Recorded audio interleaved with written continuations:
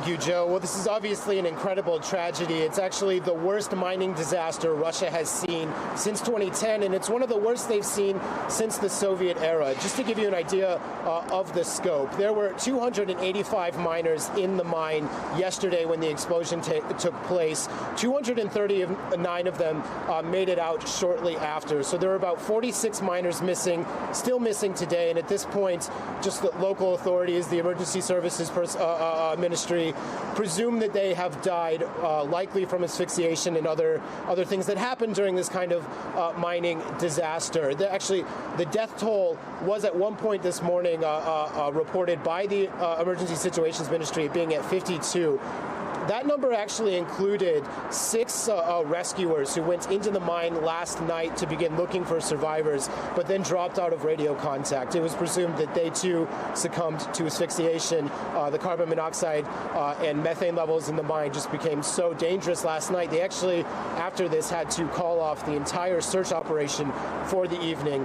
That resumed early this morning, and actually just a few hours ago, we heard some incredible news. One of those 6 rescuers was pulled out of the rubble in the mine, still alive, still conscious even, and he's now being treated in a hospital for what they're saying are minor carbon monoxide poisoning, and this is again nothing short of incredible. We're seeing miracle thrown around a lot to describe this here, and so I think at this point they're just trying to understand the fate of these 46 miners who are still missing. Obviously the prognosis is not positive, but now a lot of attention turning towards how this happened. We saw some interesting and disheartening stories in some corners of the Russian state media today, in which reporters talked to friends, wives of some of the miners who are missing, and one of them said that basically everyone knew that there were gas leak problems in this mine at least several weeks ago.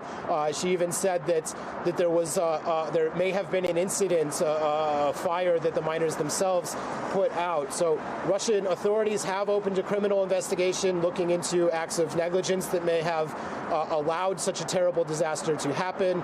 This is kind of par for the course. We've seen this script before with other disasters, including one that happened in this very same region just a few years ago at a large mall where a very terrible fire broke out, trapped a number of school children who all died from it. And basically they're going to look probably at relevant managers who are responsible for the mine and kind of pin it in that direction. And so again, we're seeing some talk again about safety culture in these kinds of facilities, but this happens a lot in Russia. There's kind of a dismal safety culture, especially with fire safety and things like that. And well, unfortunately, a lot of this looks familiar to previous disasters.